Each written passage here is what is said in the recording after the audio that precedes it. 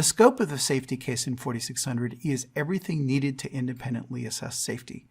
So that means the safety case should have everything in it that you need to decide that, yep, sure enough, this system is safe. That includes the hazards, the mitigation approaches, and all the arguments traced to evidence. The scope includes technology, hardware, software, machine learning, tool chains, data sources. It includes lifecycle. It's not just deployment, it's also operation, it's incidents, it's maintenance, all the things in the life cycle. If you have a vehicle fire, what happens? Does it know how to safe itself so that it doesn't endanger the firefighters through unexpected motion? Just as an example.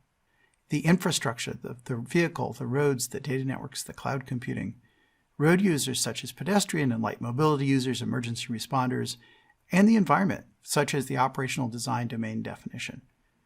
The point is that everything that can possibly affect safety, that's safety related, has to be dealt with in the safety case, and there are sections on essentially all of that within 4600.